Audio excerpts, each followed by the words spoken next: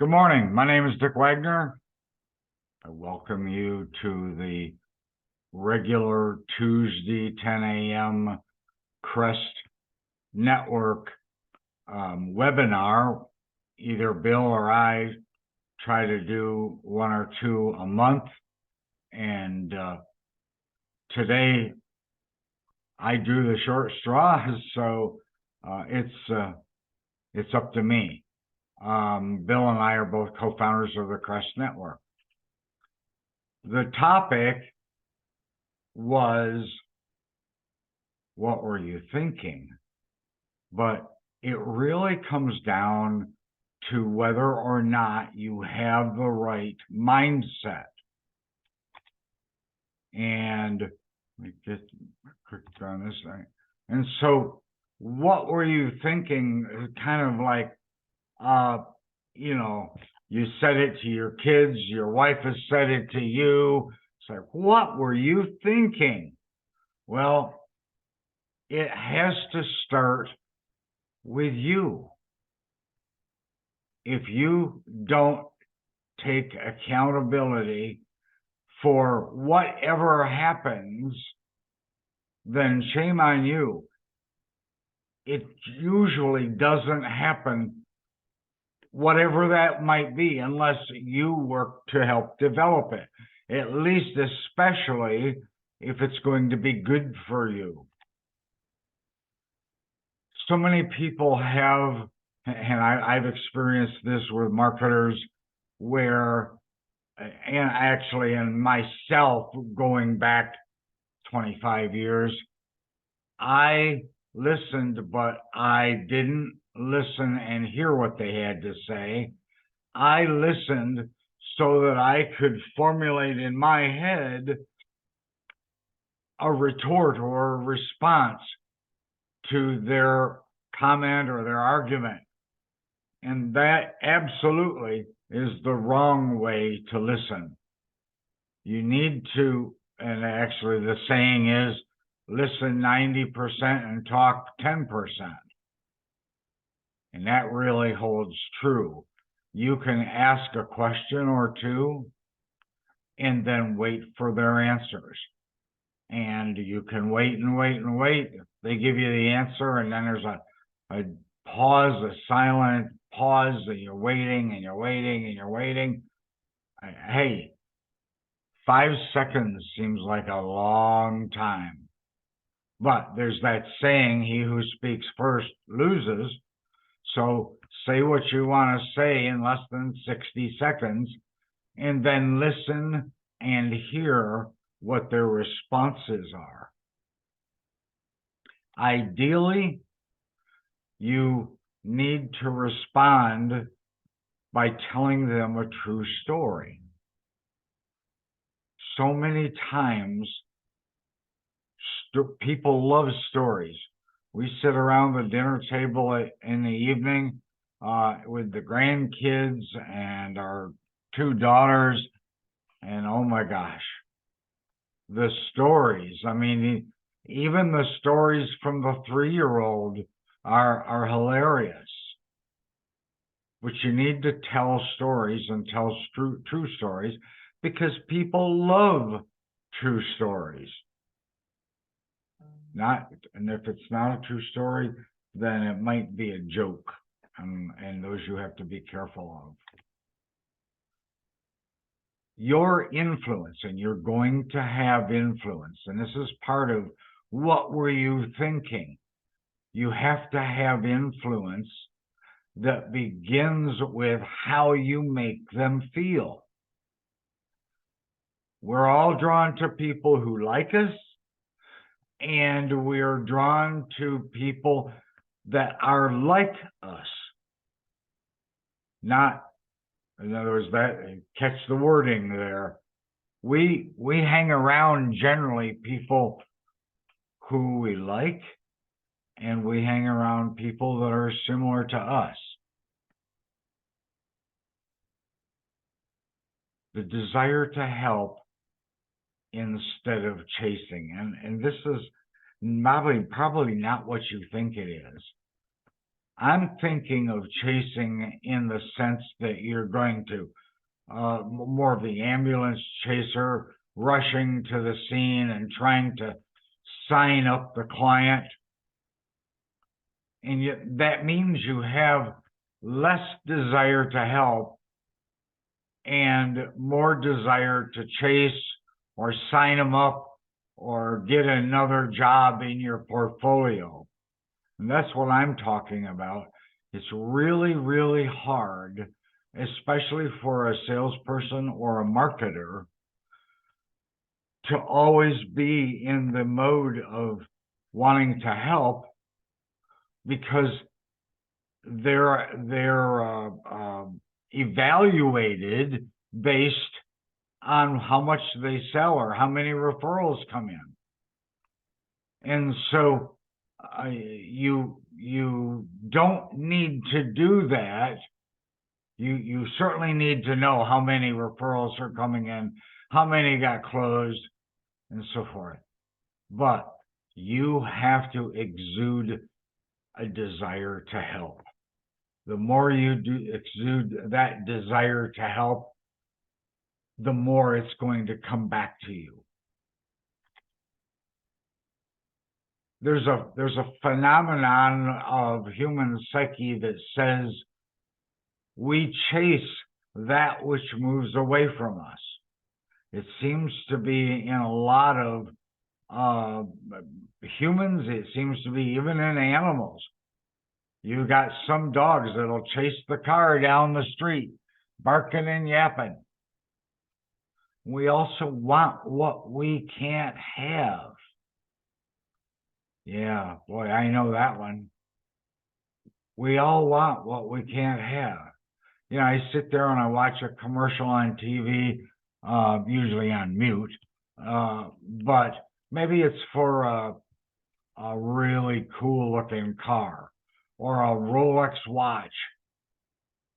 And I can't help but think, geez, it'd be cool to own that. Geez, it'd be nice to have that in my driveway or on my wrist. We simply want what we can't have. And we also, oddly enough, place value on things that are difficult to obtain. Another way to say that is, if right now eggs are scarce, so guess what? There's a different value on them. If you need eggs, you're going to pay $5 a dozen. They used to be 99 cents a dozen. Somebody keeps burning down chicken coops or egg farms. So you need to place that, or you should not always place value on the things that are difficult. Translate that into a marketer calling on an insurance agent, for example. If you readily spew out what you have to offer and talk about your fire, water, smoke, or mold services, and tell them, oh yeah, we're here. All you got to do is call us. We're going to make it available right immediately to you. You haven't made it difficult to obtain. So you have to convince them further than that. But when we have a client, here's as an example, I had a marketer who recently, when they called on the insurance agent, said, I don't know if we're a good fit. I don't know if the services that we offer are really good for your insurance agency and you. And after she said that, and she'd never been able to get through the door with these people, after she said that, the agent stood on his head to convince her why they were a good fit.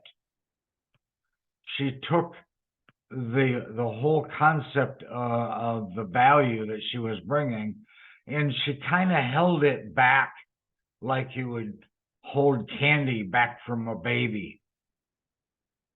If it's difficult to obtain, then people are going to put in an inordinate amount of value on it.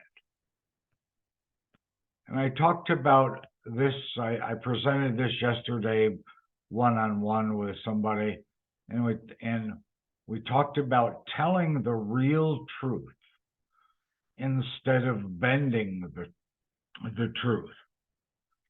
When you bend the truth, you're probably 90% of the truth you're telling, but you're not 100%. And the scary part is you can be 90% accurate, but if the people find out the real truth in that 10%, it kills your credibility. You've got to say the whole truth and nothing but the truth, as I've said many times on the witness stand for the foster kids that I was testifying for. There is absolutely no room for bending the truth. There's no room for omitting part of the truth. You simply have to tell the hard truth, the real truth. And I don't want to say let the chips fall where they may, but people ultimately respect when you tell the real truth. You have to be willing to give them the freedom to choose rather than you always having to control the conversation. This is a little tricky. We teach marketers to control the conversation, but we teach them that by teaching them how to ask leading questions that not only tell them what you want to tell them, but it sounds like it's a question and it encourages them to answer you as an open-ended response. You have to give them that rope rather than hanging on to that rope and pulling it toward you. It's a tug of war. It does not work. Ultimately, in every case, you lose in that tug of war because the client has the ability at any time to shut you down, shut you off, tell you they're not interested, show you to the door. You hopefully want the client to make the best decision rather than you winning at all costs. Once again, this is, do you have the right mindset? What are you thinking? Because so many marketers approach their client with the idea that they're going to lock them down, they're going to convince them, they're going to get them to start giving referrals out. And that's not always the best decision. You can't have every single client. Not every single client wants you. So I'm going to repeat this because of the next slide. We want the client, or we should want the client to make the best decision rather than having to win at all costs. And then in this slide, wanting the client to make the best choice instead of you having the fear of failure. Yeah, marketers tell me, well, I have to generate referrals and revenue. And if I don't squeeze and push the client and do my best to bug them and convince them, telling them all about our water services or our fire services or our mold, if I don't do that, I'm going to fail and then I'm going to lose my job. You can't operate your marketing position based on the fear of, of failure. It's not gonna work ultimately, and ultimately it's not gonna work for you, at least in the eyes of your boss. And there is always tension between a marketer and a prospect. When you're calling on a prospect, maybe for the first time or the first few times, the marketers, which is, by the way, the majority of marketers, unless they've been through my program, the majority of marketers are thinking about winning at all costs.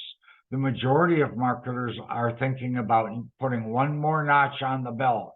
They're thinking about signing up or getting referrals from a prospecting, and more and more and more and more of them. And I don't deny that you need more and more referrals. But what I'm telling you is that unless you say the right things, you are going to have tension.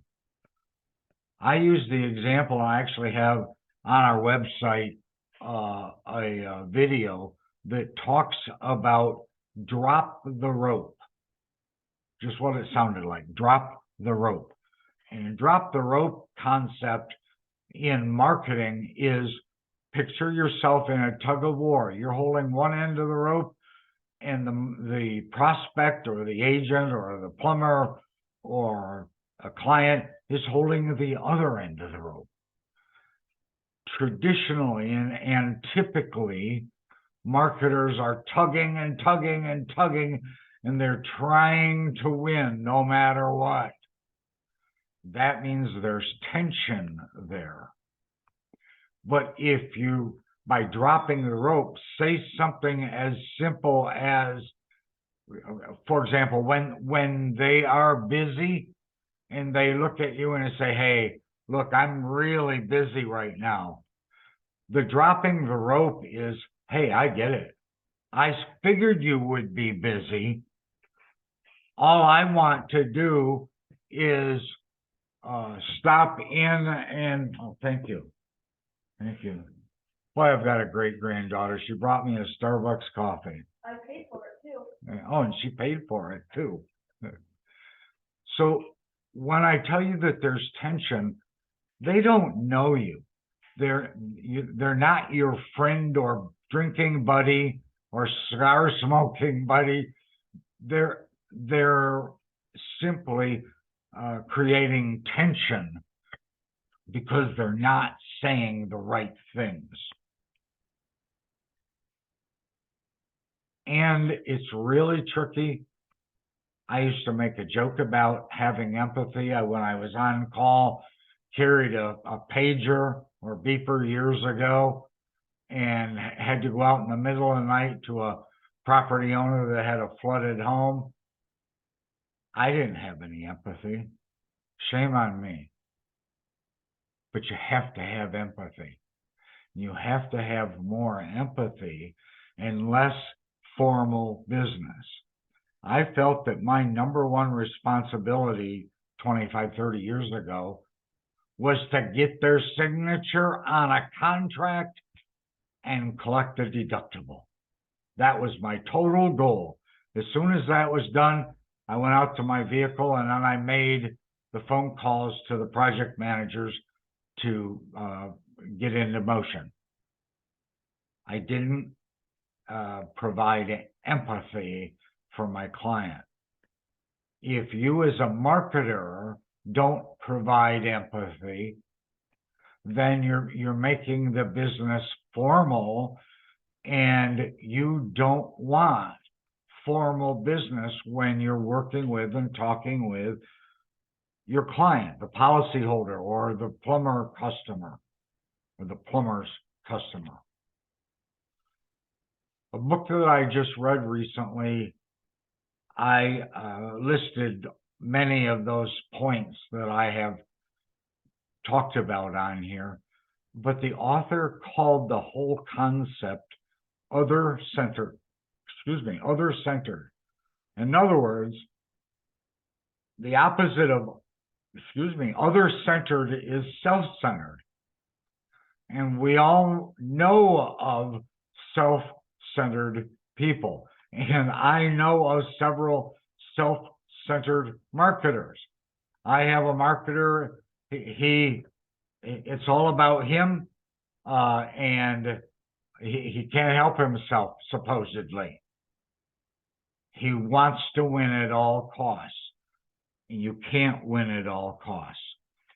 And then serving everyone, think about this. Serving everyone really means you serve no one. You might say, well, how's that possible? But think about this. Trying to be the jack of all trades in your service means that you are the master of none. You can't serve everyone. And that's why I encourage my marketers, when you have this gut feeling, this intuition, or it's very clear that they don't have the time for you, they don't want to talk with you, they're not interested whatsoever, I would encourage you to say that, hey, maybe we're not the ideal fit for your company. Maybe we can't help you. And, that's going to lead right back to very possibly taking away what they can't have, making it less available. And when you do that, they clamor for it sometimes.